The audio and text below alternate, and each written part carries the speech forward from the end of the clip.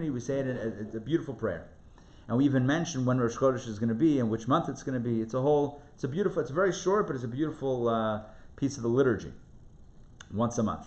There's 1 month in which we do not recite any formal blessings. We don't gather in synagogue. We gather in synagogue, hopefully, with health. We don't gather and say the prayer, the blessing for the new month. We don't do it at all. And that is the month of Tishrei, for the month of Tishrei. So this Shabbat, we don't recite the blessing for the month of Tishrei. We don't do it. And the Hasidic masters teach us that why don't we do it? It's because God himself blesses the month of Tishrei. It's the month with the high holidays, Rosh Hashanah, Yom Kippur. It also has Sukkot, Shmini Atzeret, and Simchat Torah. It's filled with holidays, filled with God's special days. And so as we get ready for this month, upcoming month, which also harkens a new year, let's remember that it's not we who bless this month as the other 11 months, but it's God who blesses this month. And with God's blessing, you can imagine how amazing that is and how amazing that will be. What is the blessing? Atem Nitzavim Hayom.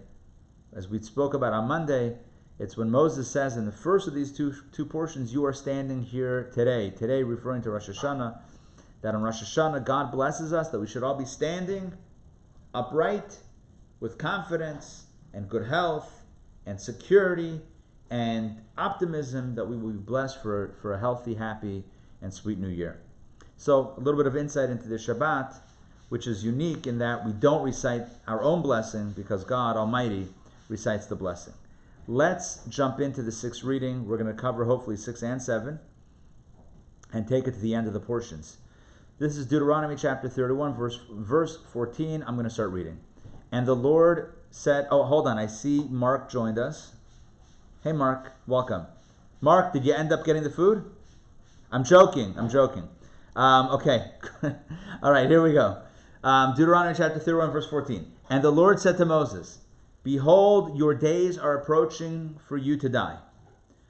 So this is now, remember, Moses' speech is essentially pretty much concluded.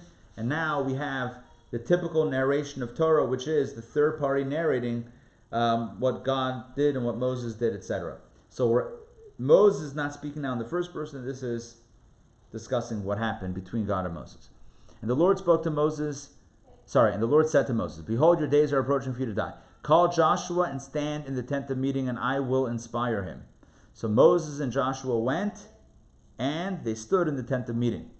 The tent of meeting, by the way, is the sanctuary, is the Mishkan, but the holy space within the tabernacle. Okay, and the Lord appeared in the tent in a pillar of cloud. The pillar of cloud stood at the entrance to the tent. And the Lord said to Moses, behold, you are about to lie with your forefathers. That's a euphemism for dying, by the way. To rest with your forefathers means to return to the earth. And this nation will rise up. Wow, look at this. God is telling Moses what's going to happen. This nation will rise up and stray after the deities of the nations of the land. It's going to happen.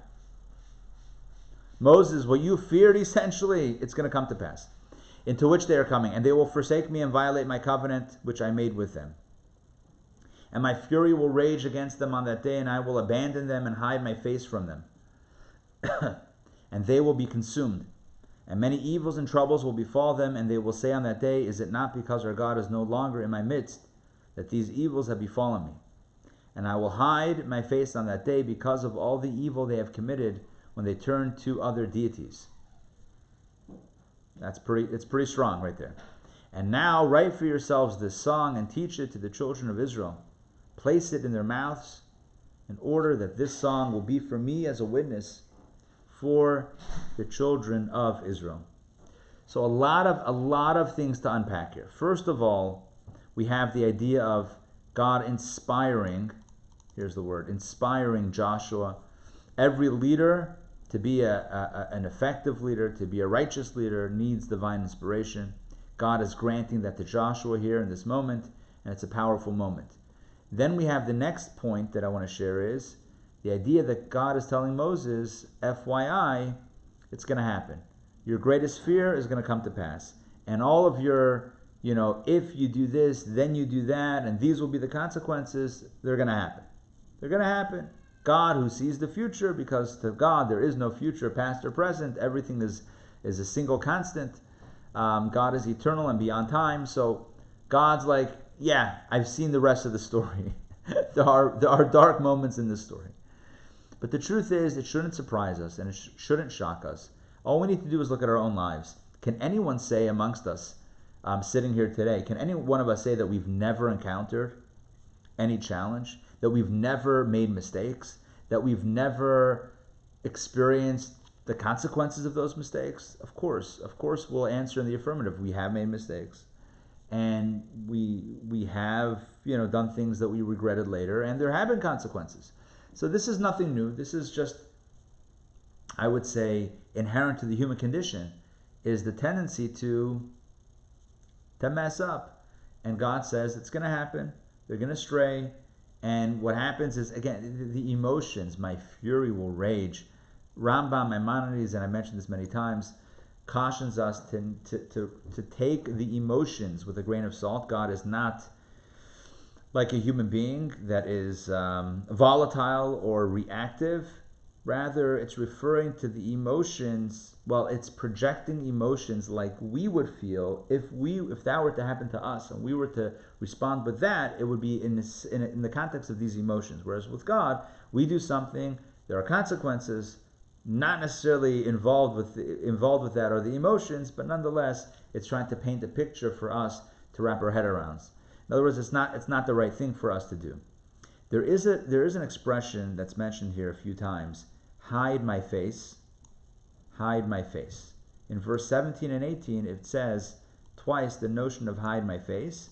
In fact, in verse 18, if you look at this, at the Hebrew, va'anochi, and I will, haster, astir.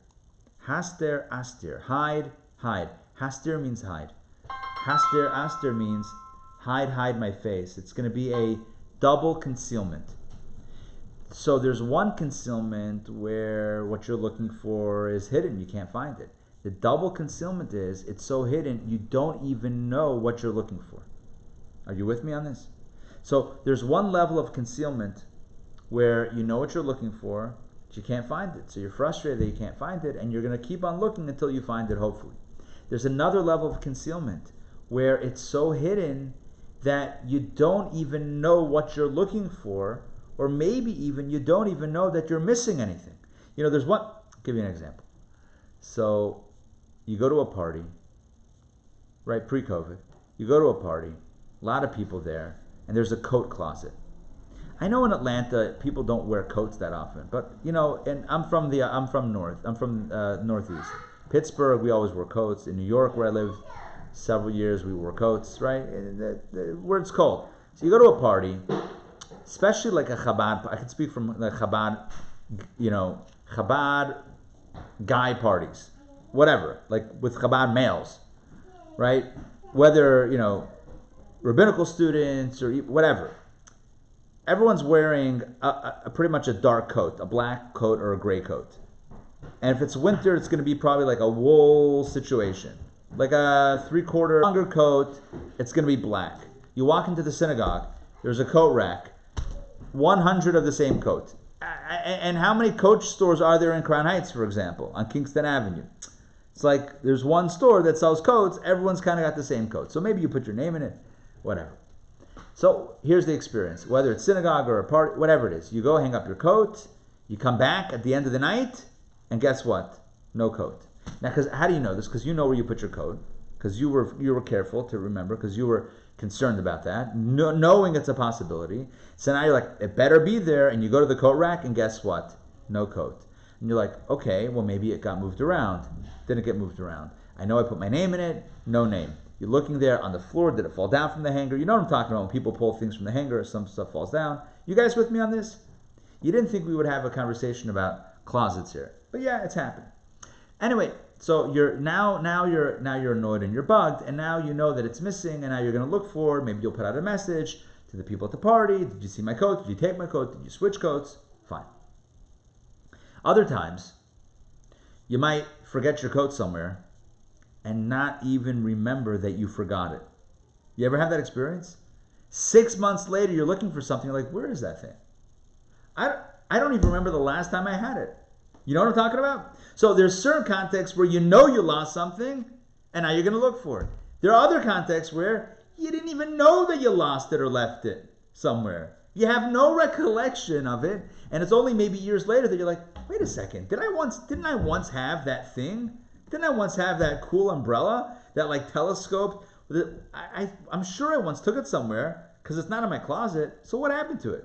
By the way, I may or may not be speaking from personal experience. I'm not saying if I am or not. I'm just saying that like sometimes you know something's gone missing and you're going to look for it. Sometimes you don't even know that it's gone missing. Haster, aster. And the English does not really do justice. Hide my face, that says one time hide. In the Hebrew, it's twice. Haster, aster.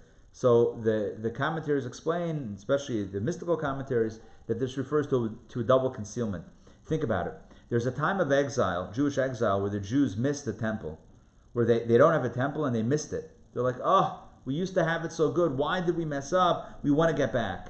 And then there's a time of exile where you're like, not you, I'm saying where one thinks to themselves, are we missing anything? I don't even know.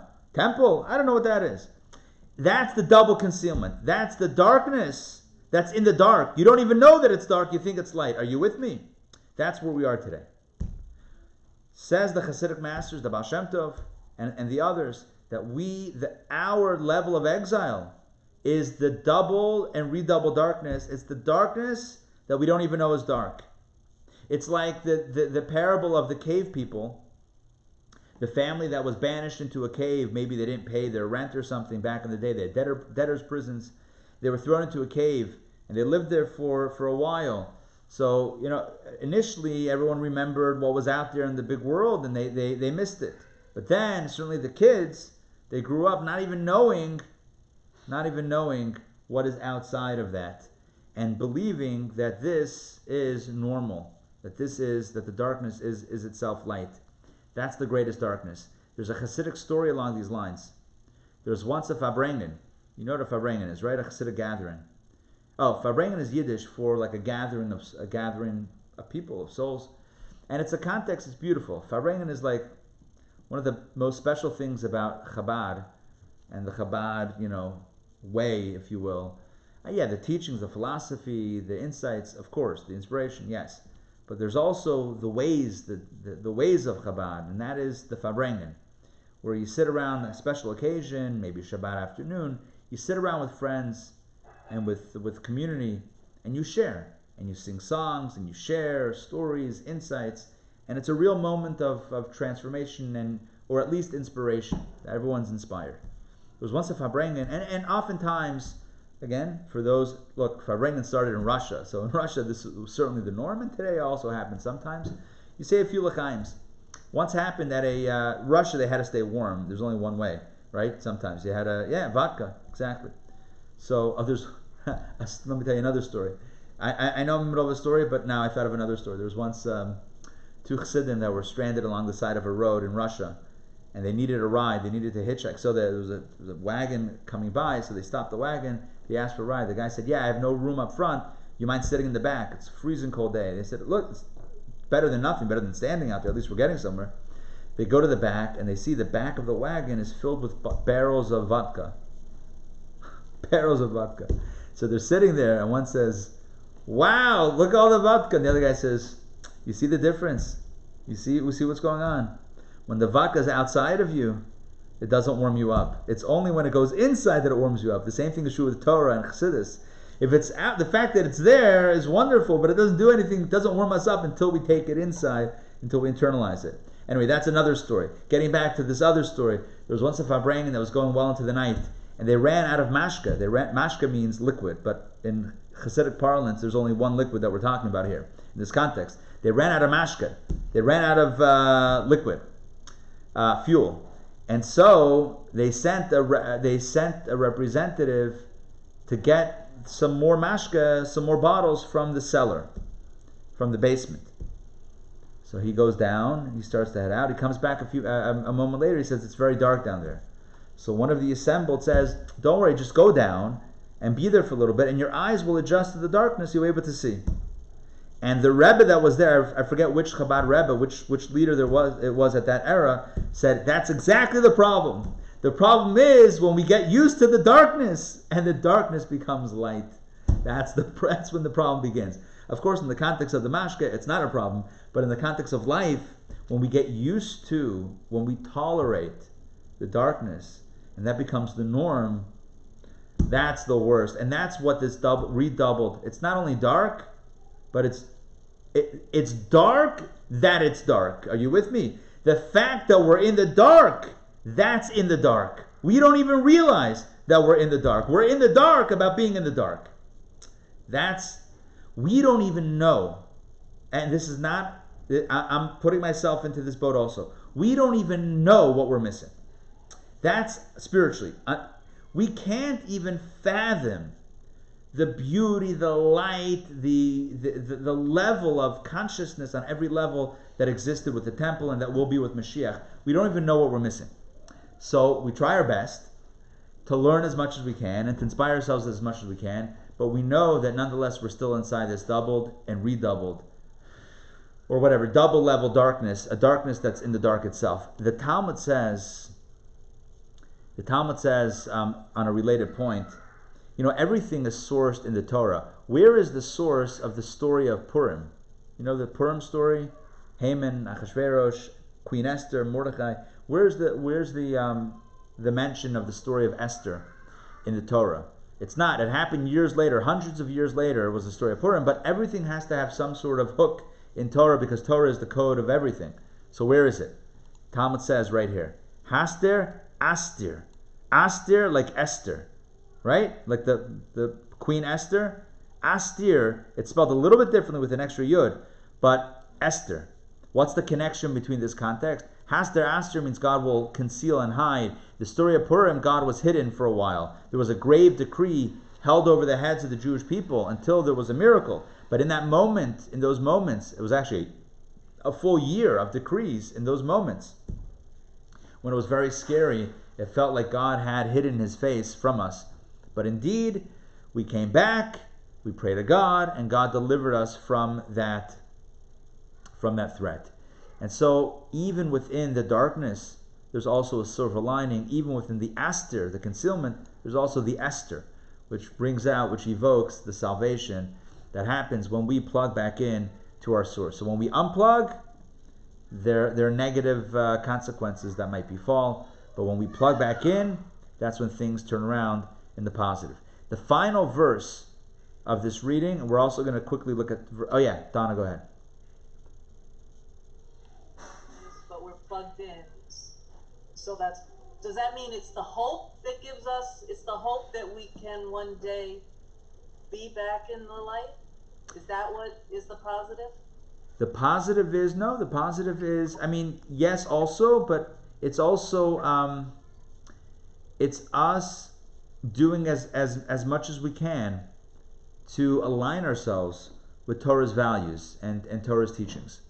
The more we plug in, the more aligned we are. It's kind of like a back that's out of alignment.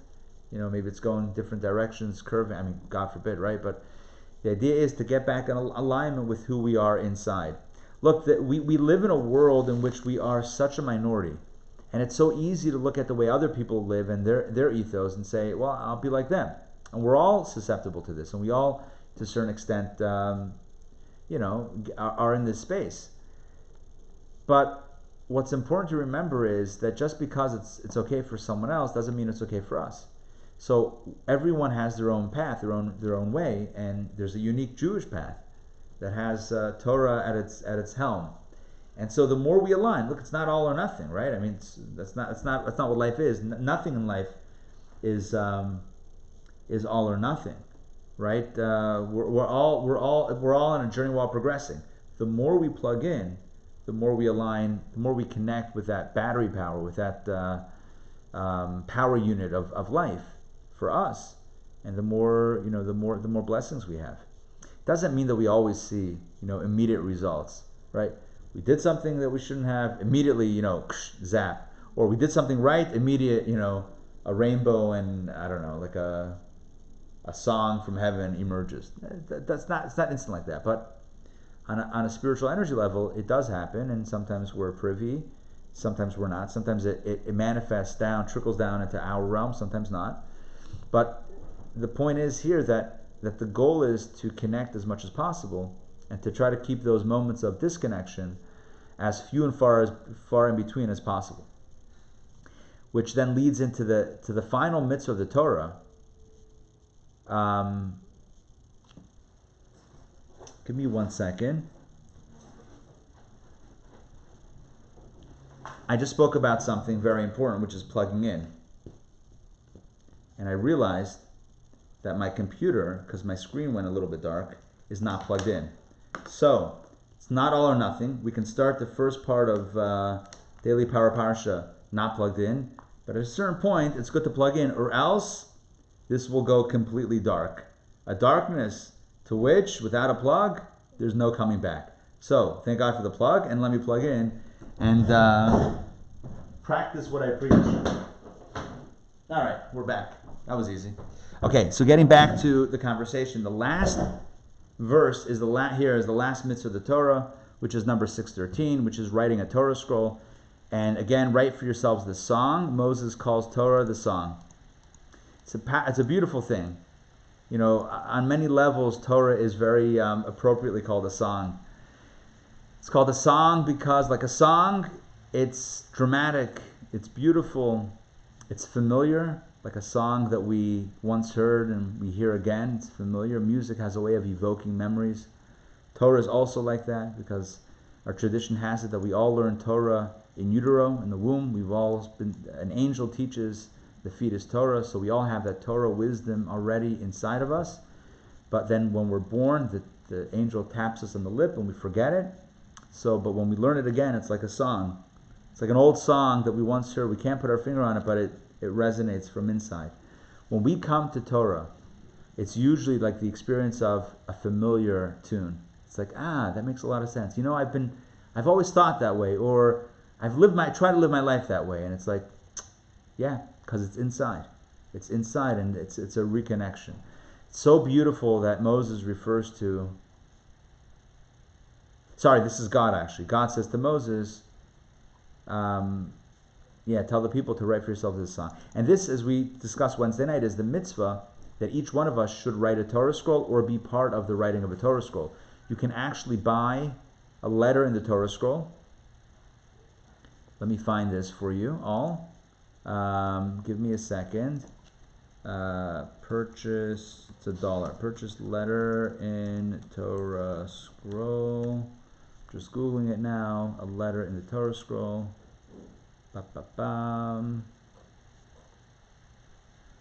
Jewish Unity Torah. No, where is this? There we go. Okay. There we go. I don't think this is the only one, but this is on Chabad.org. I just did a very quick and easy search. You can also Google it and find it on your own. But here's one link. And you buy a letter in the Torah that's currently being written. It's a very powerful thing. I just quickly looked. It says any amount, so it's $1. Typically, I know the children's Sefer Torah, the children's Torah scroll is $1 for a letter, but it's really any amount that you want to give. You get a letter in the Torah. You can even opt to get a certificate they'll mail you, or whatever, email. I'm not sure what they're doing nowadays. And bada bing, bada boom. You get your letter in the Torah, and you're fulfilling the mitzvah number 613 of writing a Torah scroll. Let's very quickly look at the 7th reading and close out these two Torah portions and get ready for Shabbat. Here we go. Once again, here is a portent into the future. When I bring them to the land which I have sworn to their forefathers to give them, a land flowing with milk and honey, God says, they will eat and be satisfied and live on the fat of the land. Then, God says, they will turn to other deities and serve them, provoking me and violating my covenant. And it will be when they will encounter many evils and troubles, this song will bear witness against them, for it will not be forgotten from the mouth of their offspring. For I know their inclination, what they are planning to do today, even before I bring them into the land which I have sworn to give them. In other words, I know already that it's not going to end well. Therefore, remember what the Torah says about the blessing and the opposite. And Moses wrote this song on that day and taught it to the children of Israel. And he commanded Joshua, the son of Nun, once again, and he said, be strong and courageous, again, chazak ve'amatz, for you shall bring the children of Israel to the land that I have sworn to them, and I will be with you. That's what God says that... Oh, sorry. God commanded this directly to Joshua. God commanded Joshua. Be strong and courageous, for you shall be... So before was Moses telling Joshua, be strong and courageous. Now it's coming straight from God. Now God says directly, chazak ve'amatz, be strong and courageous. You will bring them to the land that I have sworn to them, and I will be with you, God says to Joshua.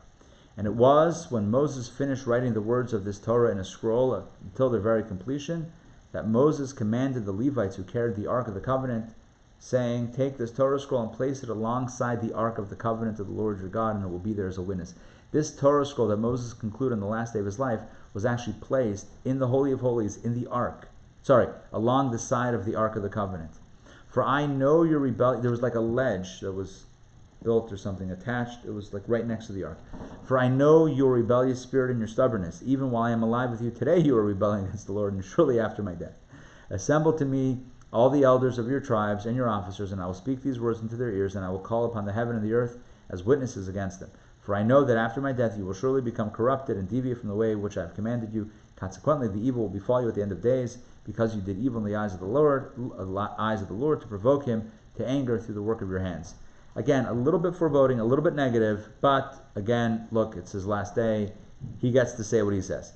That I give him permission to speak openly and freely. Then Moses spoke into the ears of the entire assembly of Israel the words of the following song until their completion, and that is the prelude to the next week's Torah portion, which is the song, the Shira, the song of Ha'azinu, the Torah portion Ha'azinu, which is all about, once again, the covenant and all about the blessing and the opposite if we plug in or unplug, God forbid. Okay, so that's it for today. Again, a lot of the themes that we've explored throughout Deuteronomy are really coming into focus now. It's becoming more intense.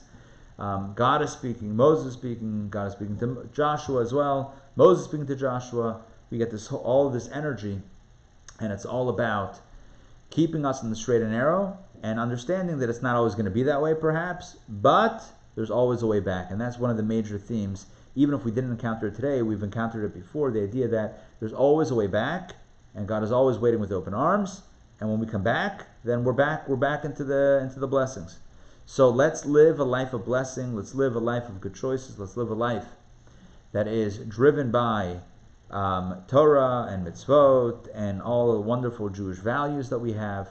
We have truly a gift, let's use it. It's like, imagine somebody buys you an iPhone as a birthday present, but instead of setting it up, you use it as a doorstop. You know, that screen door to keep it open. You put your $1,000 iPhone there with the latest technology.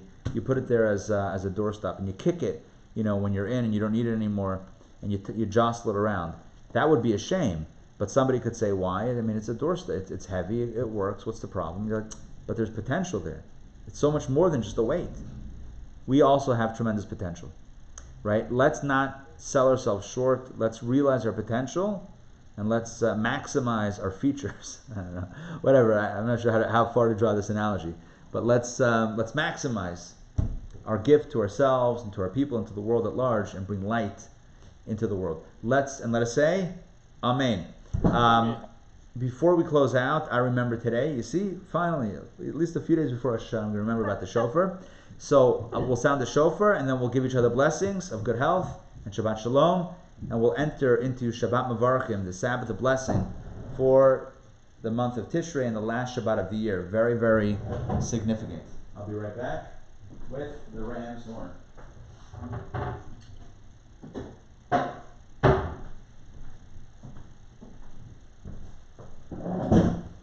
Ari, I have a quick question. Yes. In the Chumash it says you will lie with your forefathers. Yeah. But Moses doesn't lie with his forefathers. He's talking about Moses. His grave was hidden. You're right. So why wasn't he in the cave of Machpelah? You're right. He's not buried with the patriarchs. Good question. The simple answer is because he was forbidden from going into the land of Israel. Even post-death, posthumously. Even after his passing, he was not allowed to enter the land of Israel. That's the simple answer. On a deeper level, I guess you could say that the idea of lying with his forefathers is a euphemistic. It's not literally in the same space, but it's in this, in the same way, if you will, returning to the earth. I guess that's what you have to say. But yeah, very, I'm sure very painful for Moses on many levels to not be interred in the Holy Land. All right, folks. So do we know where he's buried, Moses? It's a secret. No. It's a secret, and I can't tell you. But I can't tell you for a very good reason, because I have no idea. No one knows. The Talmud says people try to investigate, and they thought they found the mountain. People were searching throughout the mountain to try to find the cave where he's buried. Those that went high up in the mountain thought he was lower. Those that went lower thought he was higher. No one's been able to find Moses' remains, and it's meant to be that way. It's meant to be hidden. Where's Aaron buried? Sorry? Where is Aaron buried? Aaron is buried on Har, Mount Har, which I don't know where that is. I'm not sure if anyone knows where that is either, but that's at least the biblical name of the place. I see. Thank But I wanted to mention something else that just came up in my mind when you were talking about the Moses not going in. It must have been ironic for Moses, because Moses was the one who was facilitating the transportation of the bones of Joseph from Egypt, right, all the way into Israel. Joseph was taken all the way from Egypt into Israel, and it must have been, again, another disappointing element that Moses, helped. Helped Joseph, but he himself was buried outside. Okay, here we go. Let's do this now. And we'll close out and get ready for Shabbat.